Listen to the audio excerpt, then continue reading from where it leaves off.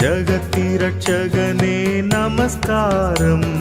தரணியில் மனுடர் உயிரடைந்தோங்க தருவினில் மாண்டோய் நமஸ்காரம். தரணியில் மனுடர் உயிரடைந்தோங்க தருவினில் மாண்டோய் நமஸ்காரம்.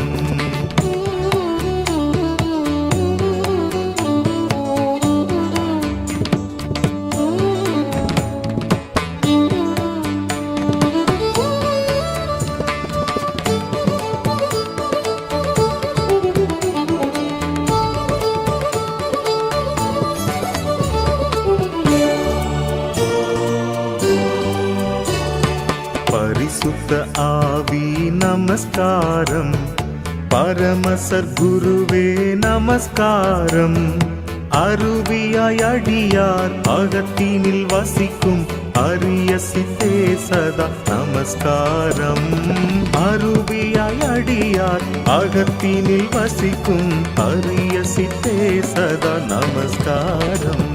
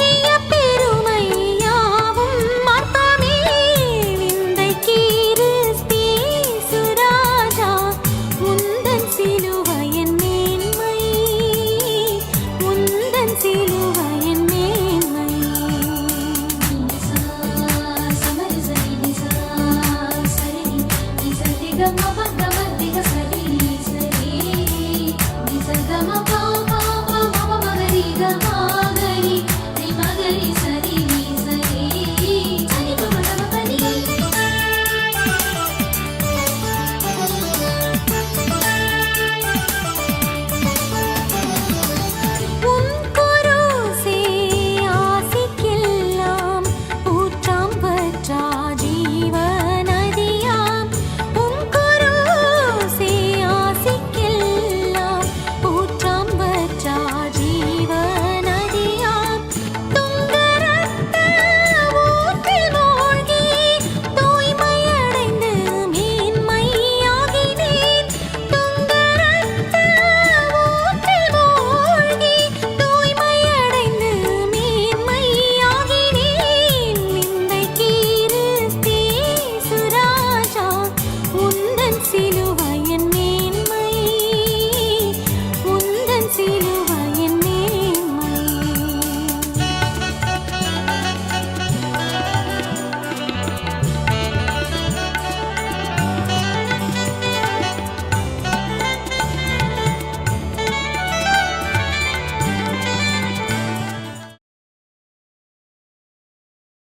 ஆண்டவராய் இயேசு கிறிஸ்துவின் உன்னதமான நாமத்திலே உங்கள் யாவருக்கும் அன்பின் நல்வாழ்த்துக்கள் கூறி இன்றைய தியான வேளைக்கு உங்களை அன்போடு அழைக்கிறோம். கிறிஸ்துவுக்குள் பிரியமானவர்களே, நாம் இந்த வருடத்தினுடைய லெந்து காலத்திற்குள்ளாக இருக்கிறோம், உபவாச நாட்களுக்குள்ளாக இருக்கிறோம். இந்த நாட்களிலே நாம் ஆண்டவரோடு அதிக நேரம் செலவழிக்கவும், பிறரோடு சுருக்கமாய் பேசவும், ஆண்டவரோடு பெருக்கமாய் பேசவும் இந்த நாட்களை நாம் தீர்மானித்து கொள்ளுவோம். உங்களுடைய அன்பிற்கும் உங்களுடைய ஜெபத்திற்கும் நன்றி கூறுகிறோம். நம்முடைய Go and Tell Somebody missionary இயக்கத்தின் சார்பாக உங்களுக்கு வாழ்த்துக்களையும் வணக்கங்களையும் தெரிவித்துக் கொள்கிறோம்.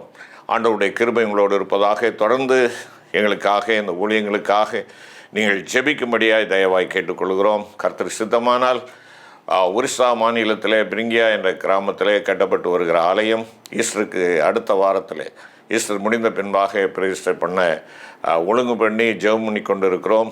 ஜெபித்து கொள்ளுங்கள். புதிய ஒரு ஆலயத்திற்கும் அஸ்திவாரமிட இருக்கிறோம். ஆகையினால இந்த தேவைகளை சந்திக்கவும், பிரயாணங்களை ஆண்டவர் வாய்க்கு செய்யவும் நீங்கள் ஜெபிக்கும்படி தயவாய் கேட்டுக்கொள்கிறோம். இந்த ஊழியத்தை தாங்க விரும்பினால் இந்த ஊழியத்திற்கு ஏராளமான வட இந்திய மொழி வேதாகமங்கள் தேவைப்படுகிறது. ஆலயங்களுக்கு திருவிருந்து பாத்திரங்கள் தேவைப்படுகிறது. ஆண்டவர் உங்களை ஏவுவார் என்றால் நீங்கள் உதவி செய்யலாம். ஒரு மிஷனரியை தாங்க வேண்டும் என்றால் மாதம் 4000 ரூபாய் கொடுத்து நீங்கள் ஒரு ஊழியரை உங்கள் சார்பாக அல்லது குடும்ப நண்பர்கள் சார்பாக நீங்கள் தாங்கி இந்த ஊழியத்தை முன்னேற்ற பாதையிலே நடத்துவதற்கு நீங்கள் உதவி செய்யலாம். ஆண்டவர் உங்களை அபரிதமாய் ஆசீர்வதிப்பாராக. நம்முடைய மாதாந்திர பத்திரிகை வேண்டும் என்பவர்கள் நீங்கள் எங்களுக்கு எழுதுவீர்கள் என்றால் இலவசமாக உங்களுக்கு அனுப்பி கொடுக்கப்படும். கர்த்தர் உங்களை ஆசீர்வதிப்பாராக.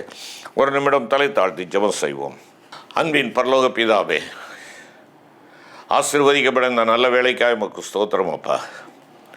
இன்றும் நாங்கள் உம்முடைய வார்த்தைகளை வாசித்து தியானிக்கின்ற பொழுது தேவனுடைய கிருபை எங்களோடு இருக்க ஜெபிக்கிறோம். எங்களை கண்டித்து உணர்த்துகிற பரிசுத்த ஆவியான ஒரு தாமே சகல சத்தியத்திற்குள்ளே எங்களை வழிநடத்தியெல்லாம் உங்களுடைய கரங்களில் அர்ப்பணிக்கிறோம். எங்கள் ஆண்டவர் இயேசு கிறிஸ்துவின் மூலம் வேண்டிக் கொள்கிறோம் நல்ல பிதாவே, ஆமென். எனக்கு அன்பான கர்த்தருடைய பிள்ளைகளை, நாம் ஏற்கனவே அறிந்த பிரகாரமாக போன புதன்கிழமையிலிருந்து நாம் லெந்து நாட்களுக்குள்ளாக பிரவேசித்திருக்கிறோம். ஆண்டவருடைய கிருபை நம்மை அதிகமாய் தாங்குகிறபடினாலே இந்த கிருபையின் காலங்களை இந்த ஆண்டிலேயும் ஆண்டவர் நமக்கு கொடுத்திருக்கிறார். லெந்து என்று சொல்லுகின்ற பொழுது நீட்டித்து கொடுக்கிற காலங்கள், லெங்தனிங் பீரியட் என்று பொருள். இந்த உபவாச நாட்கள் நமக்கு கிருபையாக ஆண்டவர் கூட்டி கொடுக்கிறார். இந்த நாட்களிலே நாம் நம்மை ஆண்டவருக்கு முன்பாக தற்பரிசோதனை செய்து ஆண்டவருடைய சித்தத்திற்கும் திட்டத்திற்கும் விலகி நடந்தோமா என்று பார்த்து அந்த விழுந்து போன அந்த நிலையிலே எந்த இடத்தில் விழுந்தோமோ அந்த இடத்திற்கு வந்து ஆதி நிலை நாம் அடைவதற்கு நாம் இந்த நாட்களிலே அதிகமாக தேவனுடைய பாதத்திலே அமர்ந்திருக்க நாம் அழைக்கப்படுகிறோம். நான் ஏற்கனவே கடந்த நாட்களிலே சொன்னது போல உபவாசம் என்று சொல்லுகின்ற பொழுது ஆண்டவருடைய உபதேசத்திலே வாசம் பண்ணுவது, ஆண்டவரிலே நிலைத்திருப்பது, அதான் உபவாசம். உபவாசம் அதை நெகேமியாவினுடைய வாழ்க்கையிலே பார்க்கின்ற பொழுது அவன் உபவாசித்தான். ஆனால் உபவாசிப்பதற்கு முன்பாக அவன் எடுத்த ஆயத்தங்கள் உட்கார்ந்தான், ஆண்டவருடைய பாதத்திலே உட்கார்ந்திருந்தான். நாம் இந்த நாட்களிலே ஆண்டவருடைய பாதத்திலே அதிகமாய் உட்கார்ந்திருக்க நாம் பிரயாசப்படுவோம். அதுதான் ஆண்டவருக்கு பிரியமான ஒரு காரியம். அவர் கற்றுக் கொடுப்பார், அவர் நமக்கு போதிப்பார், நாம் நடக்க வேண்டிய வழியை காட்டுவார். வழி இதிலே நடவுங்கள் என்று சொல்லக்கூடிய அந்த சத்தம் நம்முடைய காதுகளுக்கு கேட்க வேண்டும் என்றால் அவருடைய பாதத்திலே அமர வேண்டும். அருமையான கர்த்தருடைய பிள்ளைகளே, இந்த நாளிலே யாத்திராகமம் 33ஆம் அதிகாரத்தை உங்களுக்கு முன்பாக நான் வைக்க விரும்புகிறேன்.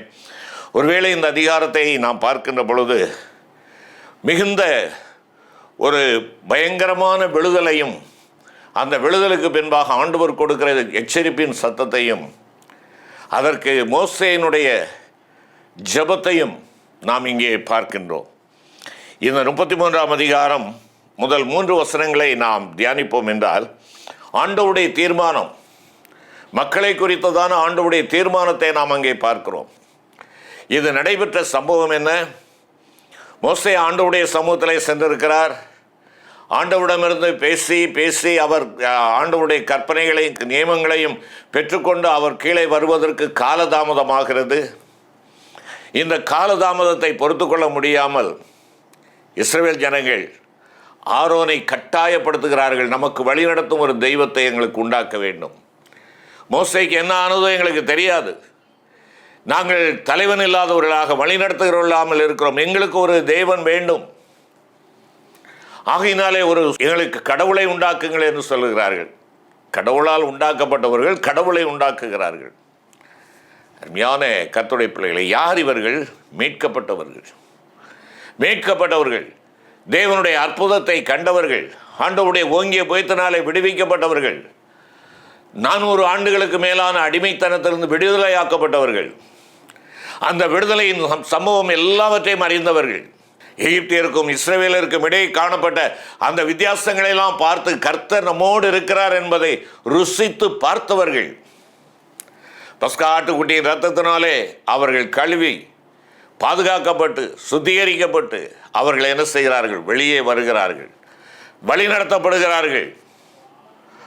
அங்கே செங்கடல் வருகிறது, வனாந்திரம் வருகிறது, எல்லாவற்றிலையும் வழி நடத்தப்பட்டு வருகிறார்கள். மாட்சிமைக்குரிய மக்களாக இருக்க வேண்டியவர்கள். ஆண்டவர் அவர்களை அழைத்ததனுடைய நோக்கம் என்ன? என் ஜனங்களை என்னை ஆராதிக்கும்படி நீ அனுப்பிவிடு என்று மோசேக்கு ஆண்டவர் கட்டளை கொடுக்கிறார். மோசே அந்த கட்டளை எடுத்துக்கொண்டு பார்வோனுக்கு முன்பாக செல்லுகிறார். ஆண்டவரை ஆராதிக்கிற கூட்டம் நாங்கள், எங்கள் தேவனை நாங்கள் ஆராதிக்க வேண்டும், ஆகையினாலே எங்களுடைய மக்களை நீ அனுப்பிவிடு என்று கேட்கிறார். அவன் இவர்கள் இருக்கட்டும் அவர்களை அழைத்து செல்லுங்கள், அவர்கள் இருக்கட்டும் இவர்களை அழைத்து செல்லுங்கள் என்று சொல்கிறான். இல்லை, நாங்கள் அனைவருமாக சேர்ந்து ஆண்டவரை ஆராதிக்க வேண்டும். நாங்கள் ஆராதிக்க பிறந்தவர்கள். அருமையான சகோதர சகோதரி, நீ நானும் சாதாரணமானவர்கள் அல்ல, தேவனால் பிரித்தெடுக்கப்பட்டவர்கள், தேவனுக்கு சொந்தமானவர்கள், தேவனை ஆராதிக்கும்படியாய் தெரிந்து கொள்ளப்பட்டவர்கள், கர்த்தர் ஒருவருக்கே ஆராதனை செய்யும்படியாய் அழைக்கப்பட்டவர்கள். ரட்சிக்கப்பட்ட கூட்டமே, விசுவாசியே, மறுரூப வாழ்வை பெற்றுக்கொண்ட அருமையான சகோதரா சகோதரி, மறுபடி பிறந்தவனே, உன்னுடைய வாழ்க்கையில் நீ ஆண்டவரை ஆராதிக்க பிறந்தவன், ஆண்டவரால் தெரிந்து கொள்ளப்பட்டவன் என்பதை மறந்து போகாதே. இன்று என்னுடைய வாழ்க்கையில் யார் ஆராதிக்கப்படுகிறார்கள்? எவைகள் ஆராதனைக்கு முன்பாக எனக்கு வருகின்றன? எவைகளை நான் மேன்மைப்படுத்துகிறேன்? எவைகளை போற்றி பாடிக்கொண்டிருக்கிறேன்? எவைகளை ஆராதித்து கொண்டிருக்கிறேன்? இங்கே ஜனங்கள் என்ன செய்கிறார்கள்? ஊழியக்காரனை வற்புறுத்துகிறார்கள், எங்களுக்கு தெய்வத்தை உண்டு பண்ணு என்று சொல்லி. எல்லாரும் உங்களுடைய பொன் காலணிகளையும் பொன் ஆபரணங்களையும் கொடுங்கள் என்று கேட்கிறார். பொன் அணிகலன்கள் எல்லாம் கொடுக்கப்படுகிறது. அவைகளை உருக்கி அங்கே என்ன செய்கிறார்கள்? ஒரு தெய்வத்தை உண்டாக்குகிறார்கள். இவைகள்தான், இந்த தெய்வம்தான் நம்மை வழிநடத்தி வந்தது என்று சொல்லி ஆர்ப்பரிக்கிறார்கள். ஒரு நொடியிலே தேவனுடைய வல்லமையை, மகிமையை, மாட்சிமையை உதாசீனப்படுத்தின மக்களாய் காணப்படுகிறார்கள். எவ்வளவு பெரிய ஒரு விடுதலை ஆண்டவர் கொடுத்தார், எவ்வளவாய் அவர்களை பூஷித்து வருகிறார். ஆனால் அந்த உயிருள்ள தெய்வத்தை அவர்கள் மறந்துவிட்டு சாதாரண தங்களுடைய கைவேலையிலான ஒரு தெய்வத்தை அவர்கள் உண்டாக்கி இதுதான் நம்மை வழிநடத்தி வந்த தெய்வம் என்று சொல்லுகிறார்கள். பரிதாபத்திற்குரிய நிலை. அவர்கள் எழுந்து சர்வாங்க தகன பலியிட்டு சமாதான பலிகளை செலுத்தினார்கள். அதற்கு பலி செலுத்த ஆரம்பித்து விடுகிறார்கள், காணிக்கை கொடுக்கிறார்கள். அதற்கு அடுத்த விஷயத்தை பாருங்கள். ஜனங்கள் புசிக்கவும் குடிக்கவும் உட்கார்ந்து விளையாடவும், களியாட்டங்கள், கேளிக்கைகள். அருமையான கர்த்தருடைய பிள்ளையே, விடுவித்த தேவனை மறந்து போன ஒரு ஜனங்கள், விடுவித்த தெய்வத்தை ஒரு நொடியிலே தூரமாக்கின ஜனங்கள். ஆனாலும் அவருடைய மதியினத்திற்கு ஏற்றவாறு ஆண்டவர் செய்யாமல், அவர் சொல்லுகிறார், ஆண்டவருடைய தீர்மானம் முதல் 3 வசனங்களில் சொல்லுகிறார், நான் அவர்களுக்கு இந்த தேசத்தை கொடுப்பேன். தேசத்துக்கு போங்கள், பாலும் தேனும் ஓடுகிற தேசத்திற்கு போங்கள், நான் அந்த தேசத்தை கொடுப்பேன். என்னுடைய தூதனை நான் அனுப்புவேன். 2வது வசனத்தில், நான் ஒரு தூதனை உங்களுக்கு முன்பாக அனுப்பி கானானியனையும் எமோரியனையும் ஏத்தியனையும் பெரிசியனையும் ஏவியனையும் எபூசினையும் துரத்தி விடுவேன். நான் தூதனை அனுப்புவேன், ஆனால் நான் வரமாட்டேன். 3வது வசனத்தில் சொல்ல, நான் உங்கள் நடுவே செல்ல மாட்டேன், சத்துருக்களை துரத்துவேன். ஐயா, எனக்கு தேசம் இருக்கிறது, தூதர் இருந்து அவர்கள் எல்லாம் வழிகளை சபை பண்ணுகிறார்கள், சத்துருக்கள் எல்லாரும் ஆண்டவர் துரத்தி அடிக்கிறார். ஆனோ நான் உங்கள் நடுவிலே வரமாட்டேன். வெறுமை, வெற்றிடம், தேவன் இல்லாத இடம் நரகம், அதை உணர்ந்து கொள்ள வேண்டும். எங்க ஆண்டவர் இருக்கிறாரோ அந்த இடம் பரலோகம். நான் உங்கள் நடுவே இருக்க மாட்டேன், உங்கள் நடுவிலே வாசம் பண்ணும்படி எனக்கு ஒரு ஸ்தலத்தை உண்டாக்குங்களே என்று சொன்ன ஆண்டவர், உங்கள் நடுவிலே நான் வாசம் பண்ணுவேன் என்று சொல்லுகிற ஆண்டவர், நான் உங்கள் நடுவிலே உலாவுவேன் என்று சொல்லுகிற ஆண்டவர், நான் உங்கள் நடுவிலே வந்து நான் வல்லமையுடையவராக உங்களை ரட்சிக்கிறவராக இருக்கிறேன் என்று சொன்ன ஆண்டவர், இப்பொழுது ஜனங்களுடைய முரட்டாட்டத்தின் மூலமாக அவர் என்ன சொல்லுகிறார்? உங்களுக்கு நான் சொன்ன வாக்கையெல்லாம் நான் நிறைவேற்றுவேன், ஆனால் நான் உங்களோடு வரமாட்டேன். என் தேவன் இல்லாத ஆசீர்வாதம் அது ஆசீர்வாதம் அல்ல, சாபம். நான் எவ்வளவுதான் மலையளவு குவித்து வைத்திருந்தாலும் என் தேவனுக்கு அங்கே இடமில்லை என்றால் அவையெல்லாம் அபத்தமானவைகள், சாபமானவைகள், அழிவுக்கு நேரானவைகள். நிலந்து காலங்களிலே, தபசு நாட்களிலே உன்னை விடுவித்த ஆண்டவர் உன் நடுவிலே இருக்கிறாரா என்பதை யோசித்துப்பார். உன்னை விடுவித்த ஆண்டவர் உன் நடுவிலே இருந்து உன்னை வழிநடத்துகிறாரா? இல்லை அவருடைய பிரசன்னத்தை நீ இழந்தவனாக இருக்கிறாயா? ஆண்டவர் இல்லாத அது எந்த தேசமாக இருந்தாலும் அது தேசம் அல்ல. ஆண்டவர் இல்லாமல் எத்தனை மக்கள் எனக்காக அனுப்பப்பட்டாலும் அது எனக்கு பிரயோஜனம் இல்லை. நீ கேட்டுக்கொண்டிருக்கிற அருமையான கர்த்தருடைய பிள்ளைகளே, ரட்சிக்கப்பட்ட தேவனுடைய ஜனமே, உங்களுடைய செயல்பாடுகள் உங்கள் தேவனை உங்கள் நடுவிலிருந்து துரத்தி விடுகிறதோ? நீங்கள் ஆண்டவருக்கு தூரமாய் செல்லுகிறபடினாலே ஆண்டவருடைய பிரசன்னம் உங்கள் நடுவிலிருந்து எடுக்கப்பட்டு விடுகிறதோ? இந்த கிருபையின் நாட்களை கிருபை நிறைந்த தேவனுடைய முகத்தை நோக்கிப்பார். அவர் உண்மையில் இரக்கமுள்ளவராக இருக்கிறார், இரக்கத்தில் ஐஸ்வர்ய சமனராக இருக்கிறார். உன்னை வாழ வைக்க விரும்புகிறார். நீ வீழ்ந்து போவது என் தேவனுடைய சித்தம் அல்ல. உனக்காக வழியை ஏற்படுத்தினவர், உனக்காக வல்லமையான செயல்களை செய்தவர் உன்னோடு இருக்க விரும்புகிறார், உன் நடுவில் இருக்க விரும்புகிறார். இந்த ஆண்டவருடைய பிரசனம் என் நடுவில் இருக்கிறதா?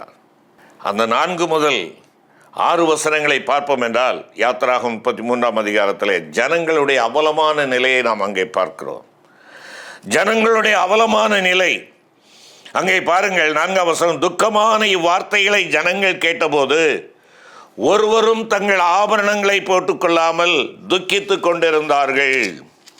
அருமையான தேவனுடைய பிள்ளையே, எங்கே தேவன் இல்லாத ஒரு வாழ்க்கை, தேவனுடைய பிரசன்னத்தை இழந்து போன ஒரு வாழ்க்கை, அது துக்ககரமான ஒரு வாழ்க்கையாக இருக்கிறது, துயரம் மிகுந்த ஒரு வாழ்க்கையாக இருக்கிறது. ஆண்டவருடைய பிரசன்னம் இழக்கப்படுகின்ற பொழுது அவலட்சணம் தான் அங்கே காணப்படும். ஆதி பெற்றோருடைய வாழ்க்கையில் அதைத்தானே பார்க்கிறோம். தேவனுடைய வார்த்தைக்கு கீழ்ப்படியாமல் தேவனுடைய பிரசன்னத்தை அவர்கள் இழந்த பொழுது, ஒருவேளை சாத்தான் சொன்னபடி அவர்களுடைய கண்கள் திறக்கப்பட்டது, ஆனால் எதை கண்டார்கள்? தங்களுடைய அவலட்சணத்தை கண்டார்கள். ஆம், பிசாசானவன் அவலட்சணங்களை நமக்கு முன்பாக கொண்டு வந்து விரிக்கிறவன். ஆனால் தேவனோ அந்த அவலட்சணத்தை மாற்றி அவர் உடை அணிவிக்கிறவர். அன்று ஆதி பெற்றோருக்கு தோலுடைகளை கொடுத்தார். இன்று என்னுடைய அவலட்சணங்களை பிசாசானவன் வெளிக்கொண்டு வருகின்றதான வேளையிலே தம்முடைய ரட்சிப்பின் வஸ்திரத்தை உனக்கும் எனக்கு கொடுக்கிறார். ரட்சிப்பின் வஸ்திரத்தை நீ உனக்கு சொந்தமாக்கி இருக்கிறாயா? ஆண்டவருடைய பிரசன்னம் இல்லை என்றால் அங்கே துக்கம், துயரம், அலங்காரம் இல்லை, அலங்காரம் இல்லை, ஆனந்தம் இல்லை, ஆர்ப்பரிப்பு இல்லை. மாயையான தெய்வத்துக்கு முன்பாக ஆடி பாடி அவர்கள் கொண்டாடி கொண்டிருந்த அந்த நிலை என்ன?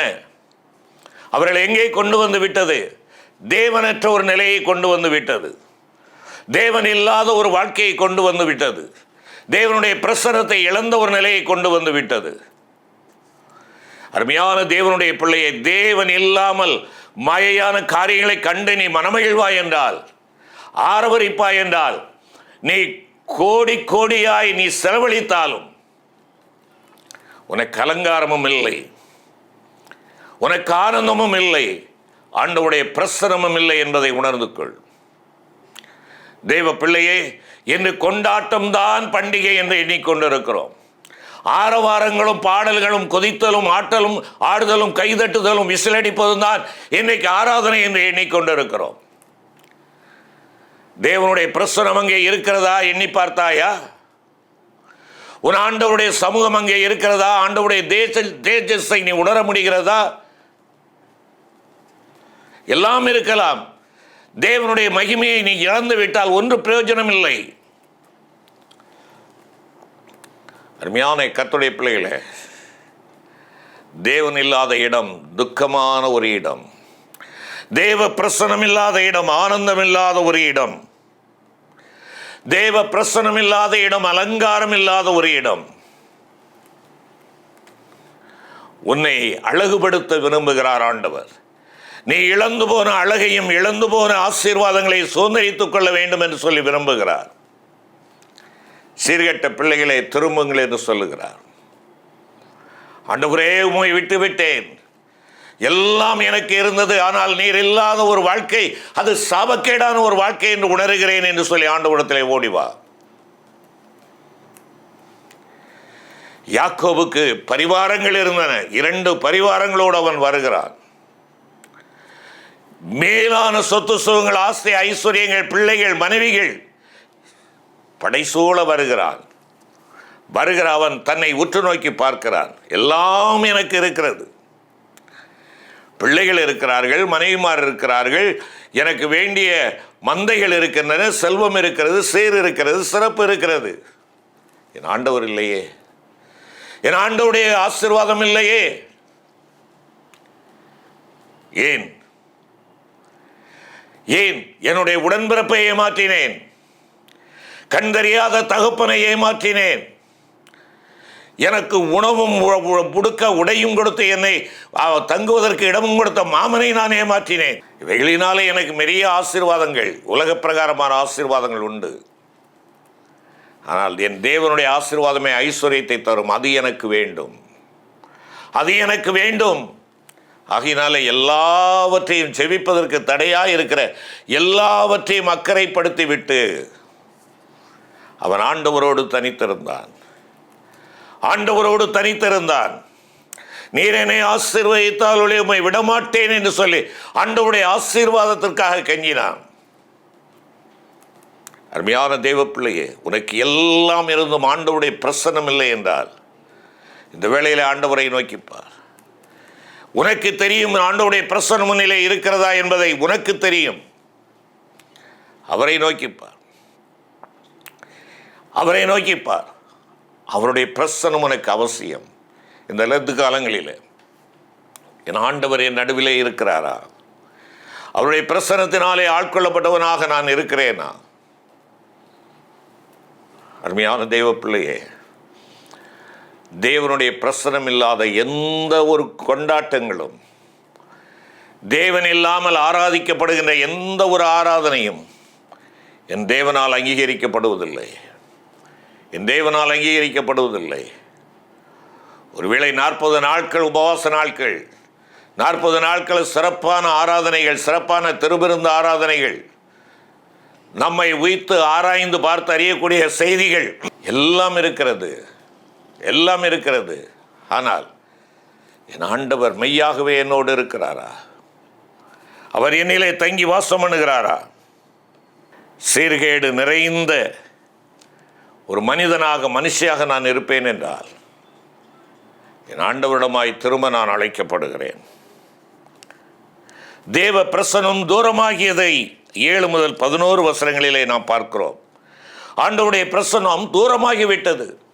அவர்கள் நடுவிலிருந்து அவர் கிளம்பி விட்டார். அருமையான கர்த்தருடைய பிள்ளையே, பாவம் வந்த பொழுது தேவ பிரசன்னம் தூரமாகி விடுகிறது.